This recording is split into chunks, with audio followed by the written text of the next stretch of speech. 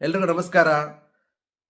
ನಾವೆಲ್ಲರೂ ಇವತ್ತು ಗಣರಾಜ್ಯೋತ್ಸವನ ಸಂಭ್ರಮದಿಂದ ಆಚರಣೆ ಮಾಡಿರ್ತೀವಿ. ಸೊ ಇವತ್ತು ನಾವು ಎರಡು ವಿಷಯಗಳನ್ನು ತಿಳ್ಕೊಳ್ಳೋಣ. ಮೊದಲನೇದಾಗಿ ಗಣರಾಜ್ಯ ಅಂದ್ರೆ ಏನು.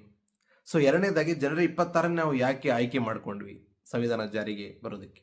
ಸೊ ಮೊದಲನೇದಾಗಿ ಗಣರಾಜ್ಯ ಅಂದ್ರೆ ಏನು ಅಂದ್ರೆ, ಯಾವ ಒಂದು ದೇಶದ ಮುಖ್ಯಸ್ಥ ಜನರಿಂದ ಚುನಾಯಿಸಲ್ಪಟ್ಟಿರ್ತಾನೋ, ಸೊ ಆ ಒಂದು ದೇಶವನ್ನು ನಾವು ಗಣರಾಜ್ಯ ಅಂತ ಕರಿತೀವಿ. ಇಂಗ್ಲಿಷ್ ರಿಪಬ್ಲಿಕ್ ಅಂತ ಕರಿತೀವಿ. ಉದಾಹರಣೆಗೆ ಭಾರತದ ಮುಖ್ಯಸ್ಥರು ಯಾರು? ಭಾರತ ಮೊದಲ ಪ್ರಜೆ ರಾಷ್ಟ್ರಪತಿಗಳು. ಅವರು ಭಾರತ ಜನರಿಂದ ಆಯ್ಕೆಯಾಗಿರ್ತಾರೆ. ಅಂದರೆ ಭಾರತ ಜನರಿಂದ ನಾವು ಸಂಸದರನ್ನು ಆಯ್ಕೆ ಮಾಡ್ತೀವಿ, ಸಂಸದರು ರಾಷ್ಟ್ರಪತಿಯನ್ನು ಆಯ್ಕೆ ಮಾಡ್ತಾರೆ. ಸೊ ಅವರು ಭಾರತ ಜನರಿಂದ ಆಯ್ಕೆ ಆದಂಗೆ ಆಯ್ತು, ಹೌದಾ? ಆದರೆ ಬ್ರಿಟನ್ ದೇಶದಲ್ಲಿ ಹೀಗಾಗೋದಿಲ್ಲ. ಬ್ರಿಟನ್ ದೇಶದ ಮುಖ್ಯಸ್ಥರು ಯಾರು? ರಾಜ ಅಥವಾ ರಾಣಿ. ಅವರು ವಂಶ ಪಾರಂಪರ್ಯವಾಗಿ ಆಗಿರ್ತಾರೆ, ಹೊರತು ಬ್ರಿಟನ್ ದೇಶದ ಜನ ಅವ್ರನ್ನ ಆಯ್ಕೆ ಮಾಡಿರೋದಿಲ್ಲ. ಸೊ ಅದಕ್ಕೆ ಬ್ರಿಟನ್ ದೇಶ, ಇಂಗ್ಲೆಂಡ್ ದೇಶ ಅದು ಒಂದು ಗಣರಾಜ್ಯ ಅಲ್ಲ. ನಮ್ಮ ದೇಶ ಭಾರತ ಒಂದು ಗಣರಾಜ್ಯ. ಓಕೆ, ಇದು ಮೊದಲ ವಿಷಯ. ಇನ್ನು ಎರಡನೇದಾಗಿ, ಸಂವಿಧಾನ ಜಾರಿಗೆ ಬಂದ ದಿನವನ್ನು ನಾವು ಜನವರಿ 26 ಗಣರಾಜ್ಯ ಅಂತ ಆಚರಿಸ್ತೀವಿ. ಯಾಕೆ ನಾವು ಜನವರಿ 26ನ ಆಯ್ಕೆ ಮಾಡ್ಕೊಂಡ್ವಿ?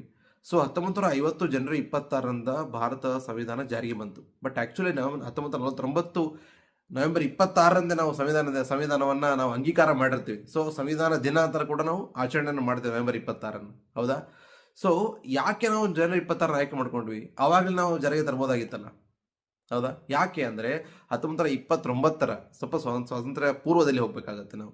1929 ಲಾಹೋರ್ ಕಾಂಗ್ರೆಸ್ ಅಧಿವೇಶನದಲ್ಲಿ ಏನು ಒಂದು ರೆಸೊಲ್ಯೂಷನ್ ಪಾಸ್ ಮಾಡ್ತಾರೆ ಅಂದರೆ, ಬ್ರಿಟಿಷರು ಜನವರಿ 26, 1930ಕ್ಕೆ ಭಾರತವನ್ನು ಬಿಟ್ಟು ತೊಲಗಬೇಕು, ಅವತ್ತು ನಾವು ಸ್ವಾತಂತ್ರ್ಯವನ್ನು ಆಚರಣೆ ಮಾಡ್ಕೋಬೇಕು ಅಂತ ನಿರ್ಧಾರ ಮಾಡಿರ್ತಾರೆ ನಾಯಕರೆಲ್ಲ, ಆವಾಗಿನ ನಾಯಕರೆಲ್ಲ ಸೇರಿ.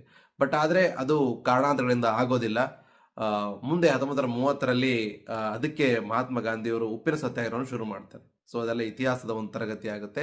ಸೊ 20 ವರ್ಷಗಳ ಹಿಂದೆ ನಾವೇನು ಒಂದು ನಿರ್ಧಾರ ತಗೊಂಡಿದ್ವಿ, ಸ್ವಾತಂತ್ರ್ಯವನ್ನು ಪಡಿಲೇಬೇಕು ಆವತ್ತಿನ ದಿನ ಅಂತ.